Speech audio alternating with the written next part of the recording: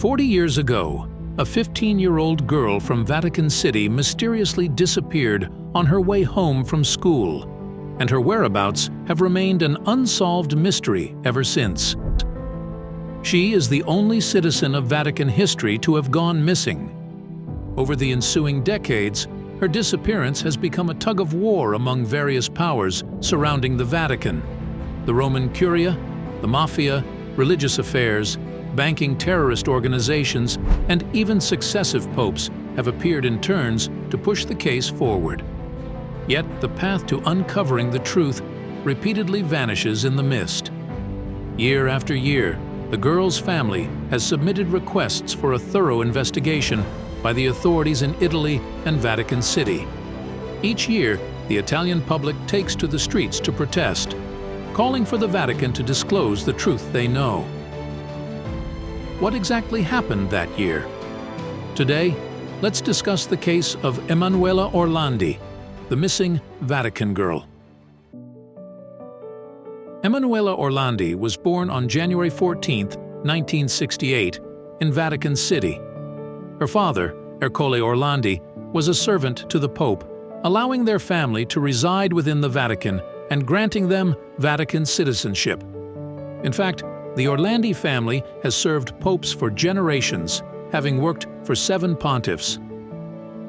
Emanuela had 5 siblings, and she was the 4th among them. Above her were 2 sisters and a brother, and below was a younger sister. Emanuela had a particularly close relationship with her brother Pietro.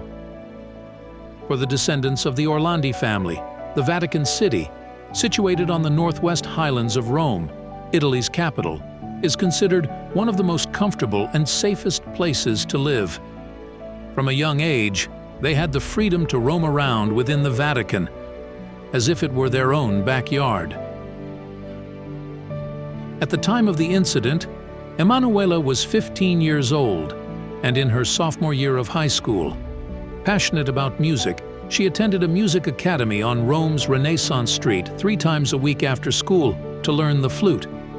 The music academy was about 3 kilometers from Vatican City.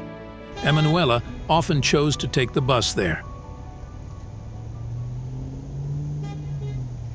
However, on June 22, 1983, a particularly hot day compounded by her near tardiness for class, she asked her brother Pietro to drive her to school.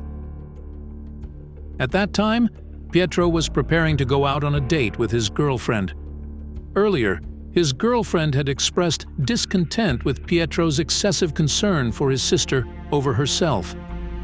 This time, Pietro prioritized his girlfriend, and thus he refused his sister's request.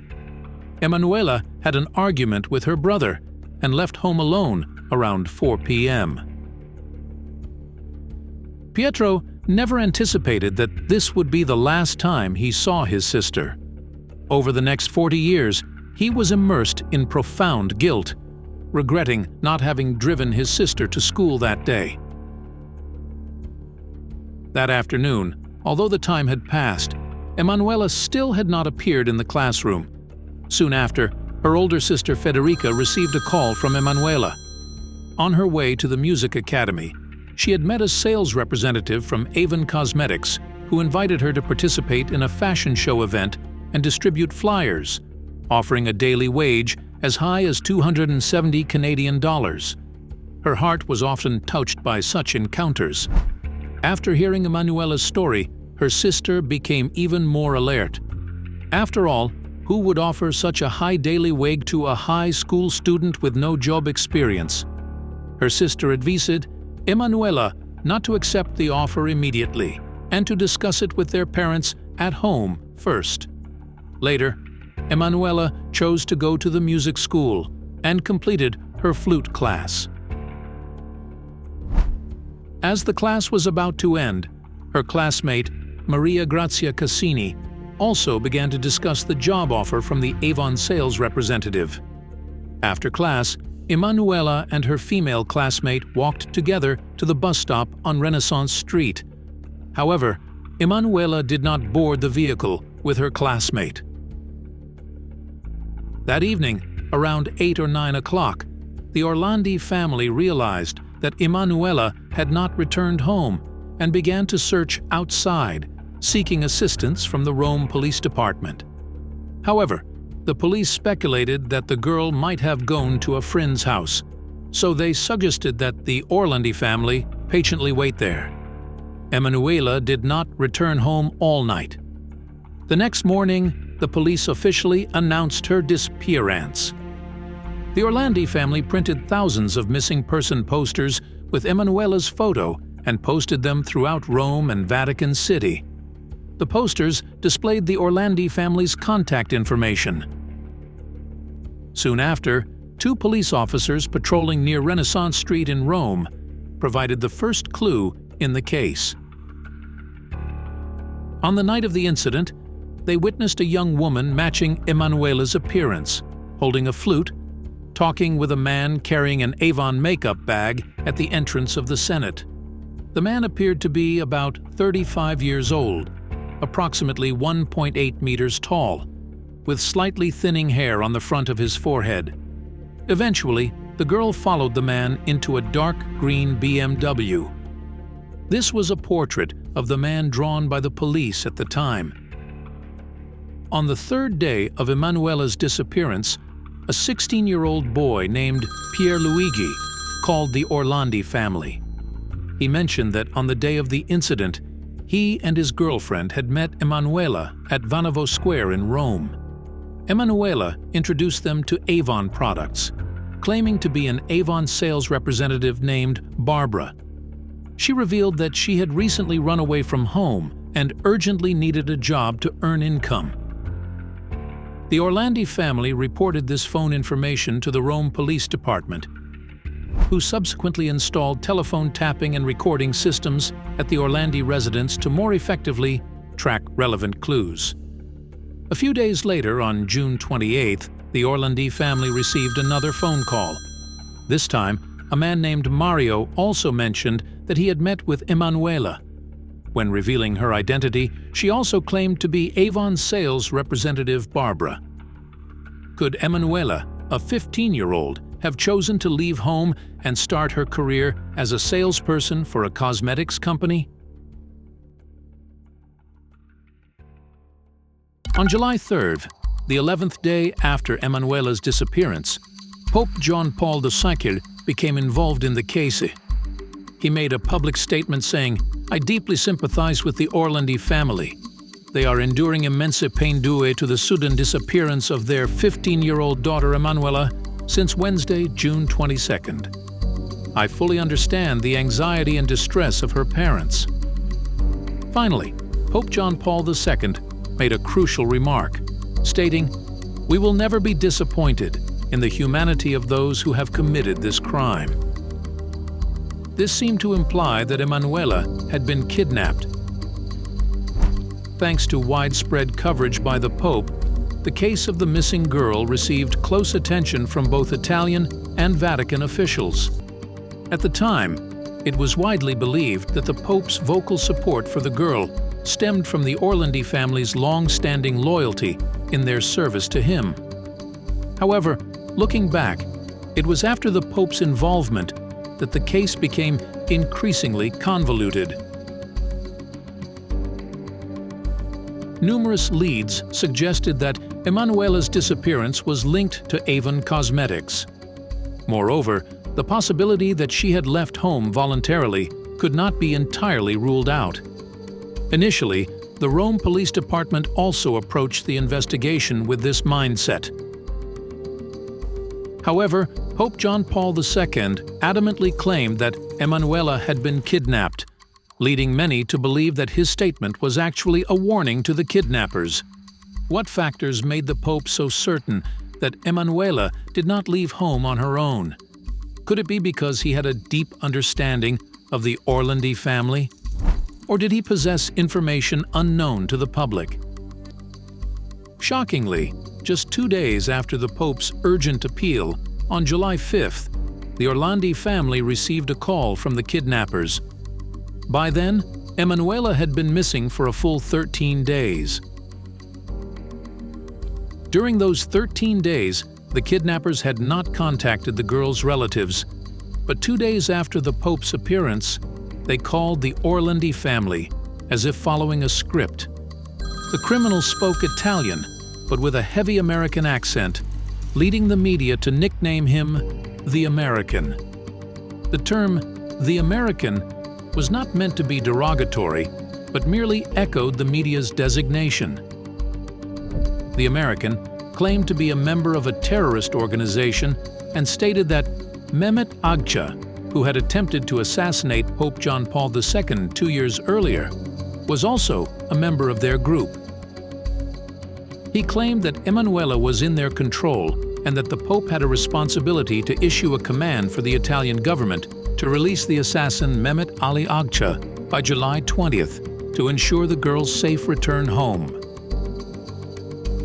The assassination attempt on Pope John Paul II had occurred 2 years prior to Emanuela's disappearance on May 13, 1981.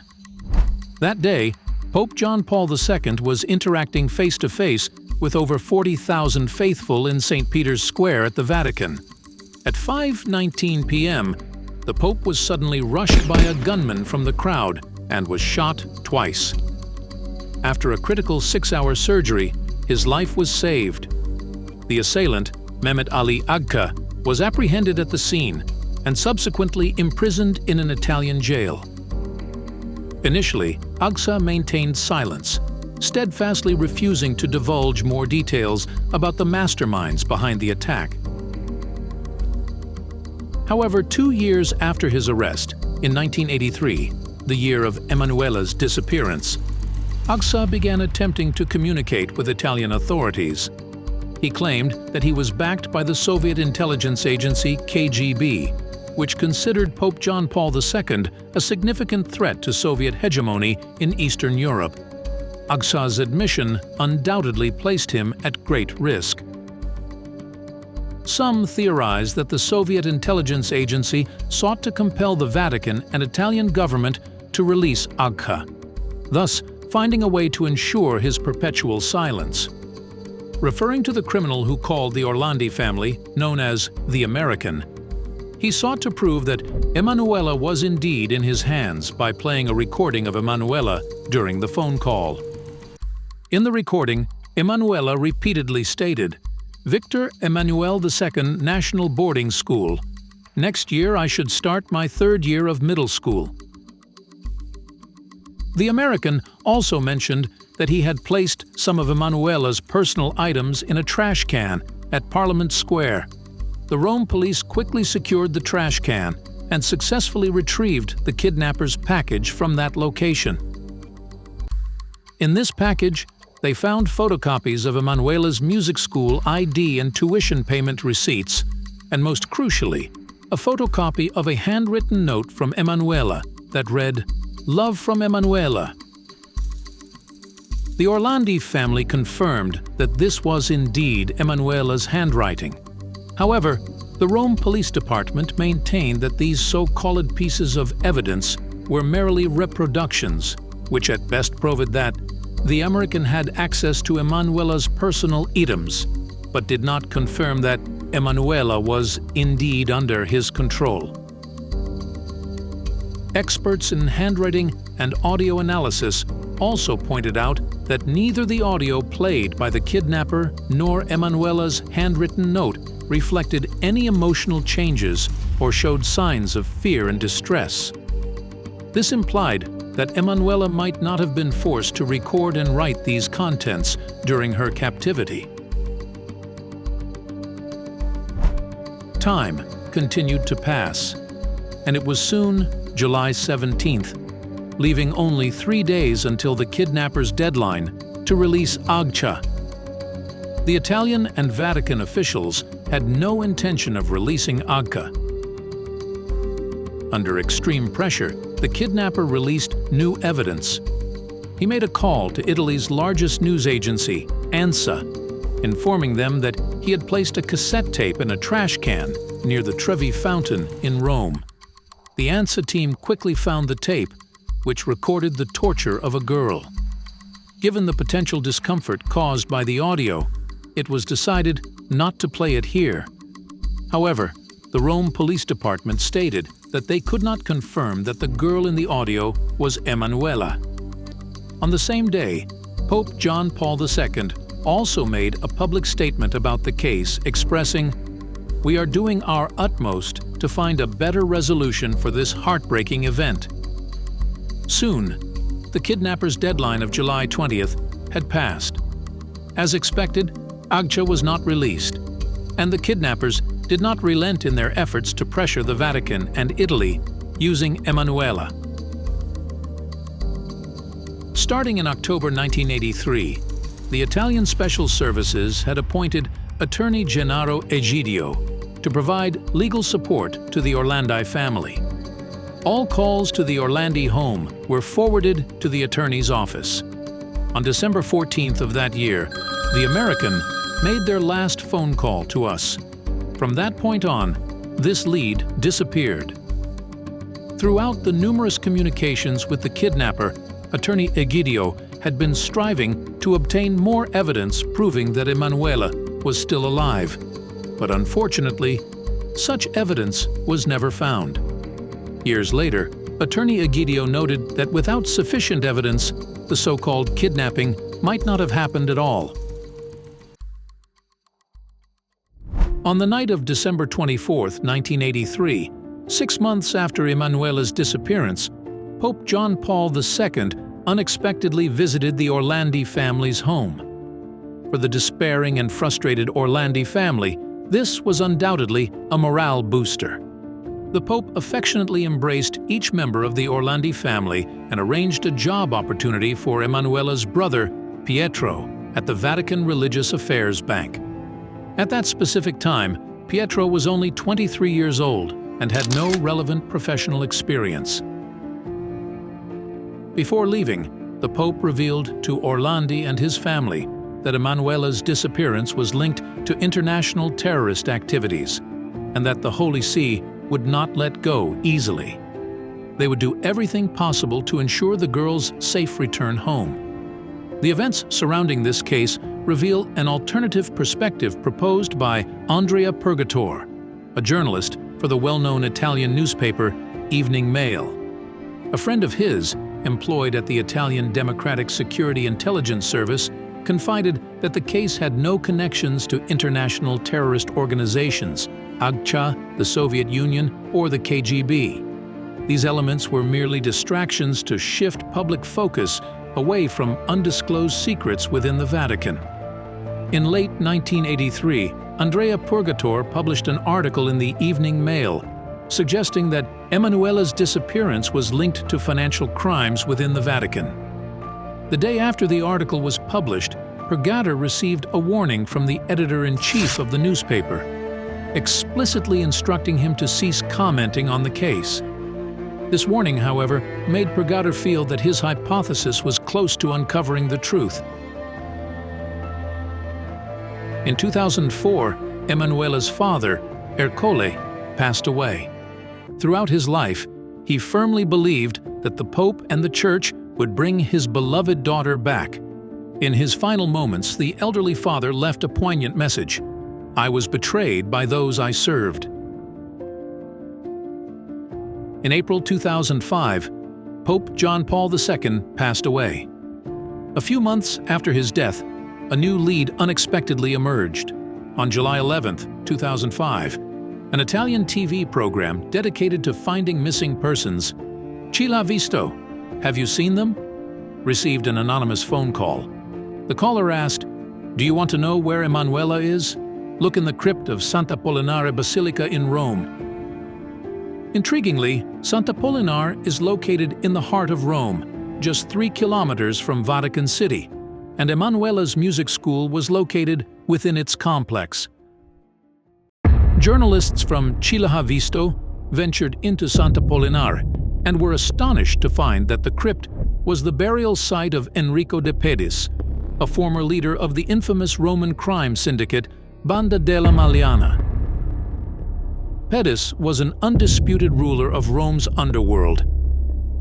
Yet, why would such a notorious criminal be buried in a sacred sanctuary, a privilege usually reserved for cardinals and other high-ranking clergy. It was noted that Pedis had previously donated a significant amount of money to the basilica, which granted him the burial privilege. What connection, if any, could there be between Pedis and Emanuela's disappearance? Was it possible that Pedis's coffin held crucial clues to the missing case? Regrettably, the individual who made the anonymous call was never contacted again by the Italian TV station. However, 3 years later, in 2008, a TV journalist located Pedis's former girlfriend. Sabrina Minardi's revelations were shocking. She claimed that Pedis had kidnapped Emanuela, and she had been involved in the incident herself.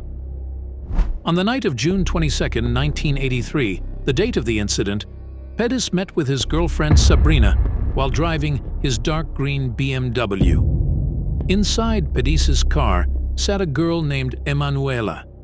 At the time, Sabrina was unaware of the girl's true identity, and Pedis merely suggested that Sabrina find a suitable place for the girl to stay for a few days. Sabrina's parents owned a secluded detached house about a 30-minute drive from Rome in Torvaianica, so she decided to take her there. A few days later, when Emanuela's missing person posters started appearing all over Rome, Sabrina realized that Pedis had asked her to hide the missing Vatican girl. When Sabrina confronted Pedis about why he had kidnapped the girl, he sternly warned her not to meddle and made it clear that all of this is closely connected to power. About 10 days later, the girl was moved to a residence on Via Pignatelli in Rome. After some time, Pedis instructed Sabrina to drive Emanuela to a domestic gas station in the Vatican, where a man dressed in a black priest's robe took the girl away. In 1990, Pedis was unfortunately shot and killed in a gang conflict. Sabrina stated that until Pedis's death, he never disclosed the true motive behind the kidnapping of the Vatican girl. If Sabrina's account is accurate, what could have been the real intent of the mob boss Pedis in kidnapping Emanuela? And why was the girl subsequently handed over to a Vatican priest? Following Sabrina's media revelations, some speculated that the disappearance of the Vatican girl, Emanuela, might be linked to rumors of money laundering involving the Vatican. To manage the continual influx of funds into the Church more effectively, the Holy See established the Vatican Bank, also known as the Institute for the Works of Religion, in 1942. This privately run bank is not open to the public. Its primary function is to manage the Vatican's financial assets, and it can conduct business activities globally without paying taxes or disclosing any business information, destroying all documents every 10 years. The sole shareholder is the Pope. Due to its untraceable financial transactions, the Vatican Bank became an ideal place for Europe's wealthy to launder money and hide funds. At the end of the 1960s, Archbishop Paul Marcinkus was officially appointed as the CEO of the Vatican Bank. Marcinkus, along with financial experts like Roberto Calvi and Michele Sindona, formed a syndicate of mutual benefits. Michele Sindona, a resident of Sicily, had a background with the Mafia and Freemasonry. Roberto Calvi was not only the CEO of Italy's largest private bank, Banco Ambrosiano, but also a devout Catholic. When Calvi became chairman of Banco Ambrosiano, the church provided him with substantial support, earning him the nickname God's Banker. Under this consortium's management, the legal and illegal proceeds of the church, Freemasonry, and the Mafia were securely funneled into Italy on behalf of Calvi and Sindona through various shell companies, under the guise of God's name via the Vatican Bank. At this stage, the Vatican Bank had the opportunity to garner substantial financial support, becoming a crucial component of the entire financial system. This system initially operated smoothly, but continuous proximity to risk eventually leads to inevitable exposure. In the early 1980s, Sindona and Calvi's aggressive investments went bust, causing financial distress for Banco Ambrosiano and impacting the Vatican Bank. Following closely, on June 18, 1982, Roberto Calvi, known as God's banker, was found hanging from Blackfriars Bridge in London. There are theories suggesting that Calvi may have been betrayed by the Mafia, who planned to use Calvi's hanging as a warning to the Vatican Bank, implying the consequences of their unreturned money. According to Sabrina, the Italian Banda della Magliana had financial dealings with the Vatican Bank. Pedis had once instructed Sabrina to deliver several bags of cash to the president of the Vatican Bank, Paul Marcinkus. Therefore, the Banda della Magliana might have kidnapped the Vatican Girl as leverage to force the Vatican Bank to return their funds. In 2009, Maurizio Abatino, a former lieutenant of the Banda della Magliana, confessed after his arrest that Emanuela was indeed taken by a gang. Another member of the Banda della Magliana, Antonio Mancini, after his arrest also mentioned that Pedis had generously donated a significant sum of money to the Vatican Bank. Furthermore, Mancini revealed that the man named Mario, who had called the Orlandi family at the outset of the disappearance case, was actually one of Pedis's subordinates. If Mancini's claims are true, then the clue about the Avon Cosmetics sales representative was likely a diversion created by the gang to mislead the police. Surprisingly, do you remember the scene we mentioned earlier, witnessed by two Italian patrol officers near Rome's Renaissance Street, where Emanuela was seen talking to a man holding an Avon Cosmetics bag? The portrait drawn by the police of this man bore many resemblances to Pedis. A Banda della Magliana member, Mancini, also disclosed to the police an important piece of information. In the early 1980s, the Vatican used gang funds to support the activities of Poland's Solidarity movement. Frustrated by their inability to recover the funds, the gang decided to withdraw from the Bank of God and subsequently planned the abduction of Emanuela. In 1989, the Solidarity movement in Poland triumphed over the Communist Party, the United Workers' Party, in the elections, marking the collapse of the communist regime in Poland. This event was the first shockwave of monumental changes across Eastern Europe, followed by the successive collapse of communist regimes, dealing a significant blow to the Soviet bloc. Just 2 years later, the Soviet Union began to disintegrate. The Solidarity movement quickly emerged as a significant force, partly because of the support from Pope John Paul II. A report in Time magazine highlighted that in the early 1980s, then U.S. President Ronald Reagan and Pope John Paul II formed what was termed the Holy Alliance, covertly manipulating Poland's political scene. Following World War II, the U.S. and the Soviet Union embarked on a decades-long Cold War. The Soviet promotion of atheism and its opposition to religion significantly impacted the interests of the Vatican. Although Pope John Paul II was concerned with religious interests and Reagan with political interests, they shared a common goal: accelerating the dissolution of the Soviet Union. They struck an agreement to use Poland as a fulcrum to lever the communist regimes of Eastern Europe, thus dealing a severe blow to the Soviet Union. The key to manipulating the Polish political landscape was supporting the ascension of the anti-Soviet and anti-communist party, Solidarity. With over 80% of Poles adhering to Catholicism, Pope John Paul II personally visited Poland multiple times to support Solidarity. In June 1983, when Pope John Paul II visited Poland for the second time, the Vatican Girl, Emanuela, suddenly disappeared. On one hand, the Pope was surrounded by many people in Poland. On the other, a mysterious disappearance occurred in the Vatican. It seems that the gang was sending a message to the Vatican: "You're using our money to play your power games. Better cough up my money or else bear the consequences."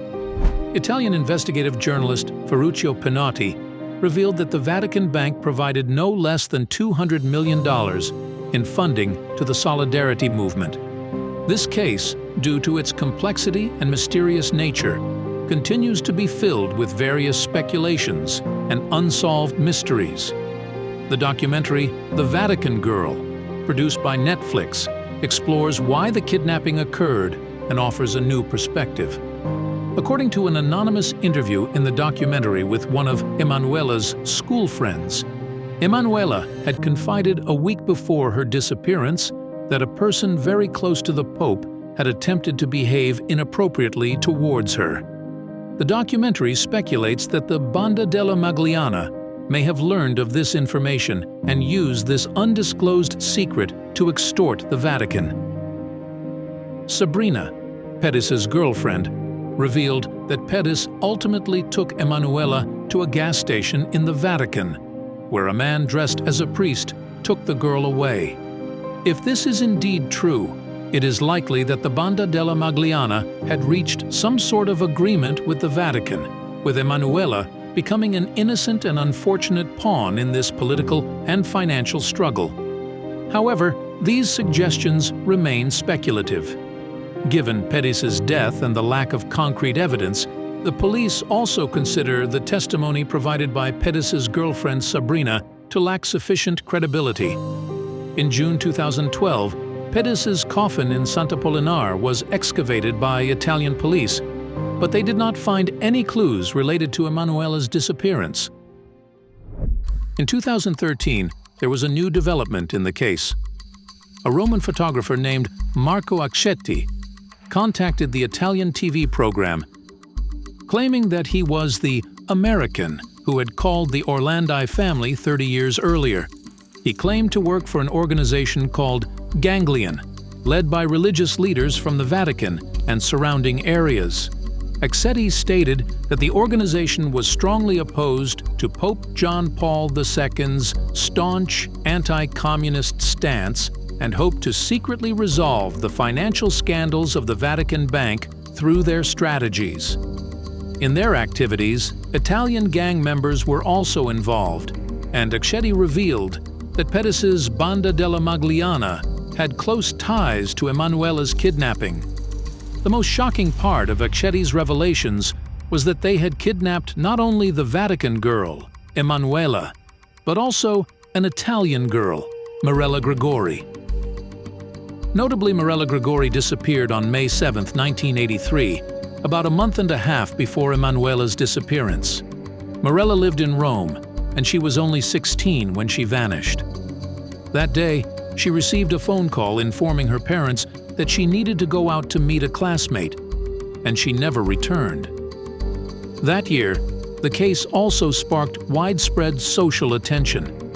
Accetti indicated that the purpose of controlling the two girls was to pressure the governments of the Vatican and Italy to release Agca.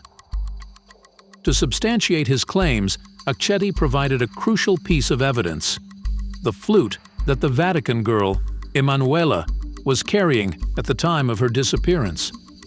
Although police did not detect the girl's DNA in the flute sample, the girl's music teacher noted that the flute used by the girl did not come from the same brand. Perhaps driven by deep longing, Emanuela's family firmly believed that it was indeed Emanuela's flute. However, after Pietro and Accetti came into conflict, they quickly changed their original perspective. Pietro noticed that the repeated content mentioned by Accetti was actually information that had already been publicly disclosed by the media. Therefore, he recalled that the American had told him over the phone that a part of Emanuela's body had been injured, a detail he had never revealed publicly. So, Pietro asked Accetti about the specific location of Emanuela's injury. Accetti appeared hesitant and was unable to answer for a long time. The American had told me that Emanuela's wrists and arms had been injured, but she had received treatment because there were two doctors from Italy next to them. If you really were the American, you would definitely not forget such a critical detail. Subsequently, the Italian police department invited audio comparison experts who confirmed that Oxetti's voice did not match the past American phone recordings, thus establishing that Oxetti was not the criminal American. Most crucially, in 1983, the year of Emanuela's disappearance, Oxetti was sentenced to 1 year in prison for a hit-and-run that resulted in a fatality. After being released from prison, Oxetti was confined to house arrest, so it was unlikely he could have been involved in the Emanuela case. So, why would Oxetti pretend to be the American and admit to crimes he did not commit? Under authorization from the Italian courts, a forensic psychiatry expert from the University of Rome conducted a thorough psychological evaluation of Oxetti. It was determined that Oxetti suffers from narcissistic personality disorder and has a deep-seated desire for attention, which might explain why he impersonated the American. Despite decades of thorough investigation, the true identity of the criminal known as the American, who called the Orlandi family, remains undisclosed. In 2013, when Pope Francis was elected the 226th Pope, he initiated deep reforms of the Vatican's financial and bureaucratic system, replacing 4 of the 5 board members overseeing bank operations. He often criticizes the clergy and laity's materialism in public and announced that the confidentiality agreement would no longer apply to cases of sexual abuse of minors. In such cases involving clergy, the judicial authorities are permitted to review the Church's internal documents. Pope Francis, with his professional skills, has won deep affection across various social strata and is sometimes even referred to as the people's Pope. Pietro also believes that Pope Francis is significantly different from any previous pope. On March 18, 2013, Pietro and his mother, after overcoming various difficulties, finally got an opportunity to meet Pope Francis. They hoped to find an explanation for Emanuela's disappearance and to resolve the long-standing emotional pain of the Orlandi family. However, Pope Francis whispered something in Pietro's ear that deeply shocked him. The newly appointed Pope Francis met Pietro and his mother and told them, "Emanuela has entered heaven." When Pietro heard this, he felt as if his blood had stopped flowing. He expressed his wish, "I truly hope that Emanuela could continue to live." However, Pope Francis just kept repeating, "Emanuela is in heaven." Why was Pope Francis so certain that Emanuela had passed away? However, after numerous attempts by Pietro to seek further clarification from Pope Francis, each request was denied. Pietro believes that from Pope John Paul II to Pope Benedict XVI, and now to Pope Francis, they all are well aware of what happened. Although the truth could severely damage the Church's public image, they have consistently strived to ensure that the truth remains concealed over the years. Time has flown, and now it's 2017. Italian investigator Emiliano Fittipaldi obtained a leaked Vatican document from a priest. The document's title is quite striking: Detailed Expenses Undertaken by the Vatican City State for Citizen Emanuela from 1983 to 1997. The document meticulously lists the funds spent in the Emanuela area by the Holy See from 1983 to 1997, totaling 483 million lire, which is equivalent to about 250,000 euros or $300,000 today. The incurred expenses included accommodation, medical, and educational aspects. Surprisingly, these costs were not incurred in the Vatican, but in London, England. This suggests that after Emanuela disappeared, the Vatican hid her in London, and that Emanuela was alive at least until 1997. According to the Netflix documentary The Vatican Girl, one of the expenses occurred at 176 Chapman Road in London, which is a youth hostel for women run by a local Catholic priest who maintained close relations with the Vatican. The last entry in the document listed an expense of 21 million lire, named final expenses, for transfer to the Vatican City State. This led the Italian investigator Emiliano to suspect that Emanuela might have died in London and that her remains had been transported back to the Vatican. The document's author is listed as Cardinal Antonetti, the former chairman of the Prefecture for the Economic Affairs of the Holy See, addressed to 2 archbishops. Antonetti died in 2013. Italian investigative journalist Emiliano publicly stated that this document was among several stolen from a Vatican office safe in 2014. Years ago, the Vatican faced a global scandal when Pope Benedict XVI's butler leaked the Pope's personal confidential documents and correspondence to the media, exposing corruption and factional battles within the Holy See. The Vatican has always held a vast amount of confidential information spanning thousands of years. However, as long as it involves individuals related to the information, there is a risk of leaks. In mid-September 2017, the Vatican officially issued a statement denying the authenticity of all documents released by journalist Emiliano, calling them unreal and absurd. This forged document not only damaged the reputation of the Holy See, but also added insult to the Orlandi family's injuries. Notably, Italian investigative journalist Emiliano himself admitted that he could not verify the authenticity of the document. However, according to his sources, the document genuinely originated from within the Vatican. In 2018, the Orlandi family received an anonymous letter containing a photo of the angel statue at the Vatican's Teutonic Cemetery, along with the message, "If you want to find Emanuela, look where the angel is pointing." This location, known as "Where the Angel Looks," is where 2 19th-century German princesses are buried. The Orlandi family applied to the Vatican for permission to exhume the graves, and after a year of requests, they were granted permission in July 2019. However, when the investigation team opened the tombs, they were stunned. Not only was Emanuela's body not found there, but even the remains of the princesses supposed to be buried there were missing. The tomb actually concealed a secret passage leading to a vast underground chamber where the investigation team found the remains of several deceased individuals. However, subsequent DNA analysis showed that Emanuela was not among them. Now it appears that the disappearance case remains unresolved, and the Vatican faces a new challenge. They are forced to determine where the princesses who were supposed to be buried there have gone. As for the several dozen other bodies, who are they? After reading this news, a perceptive internet user began to question, could this location have been used for some sort of nefarious ritual?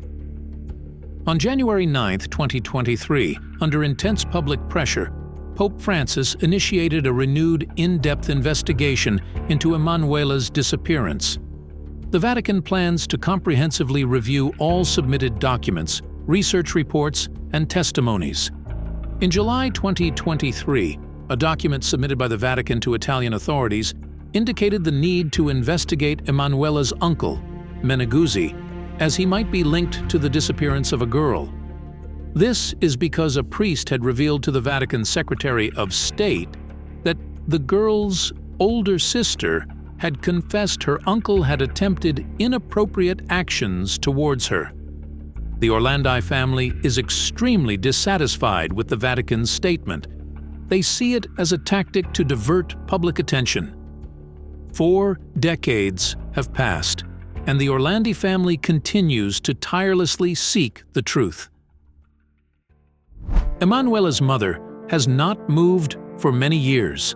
Her bedroom remains as it was in 1983, with the key always hanging on the front door hook, hoping her daughter won't be locked out when she comes home.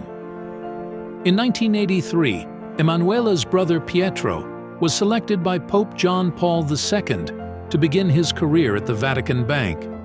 After more than 20 years, he was forced to leave the bank and lost his Vatican citizenship. He believes the root of the problem lies in the too many uncomfortable questions he raised. However, he will continue to ask these questions until the truth surfaces. Laura Scrow, the Orlandi family's legal representative, expressed his views in the documentary The Vatican Girl. "I believe someone inside the Vatican knows what happened to Emanuela, and the intermittent emergence of information related to this case suggests that someone is still being blackmailed over this matter.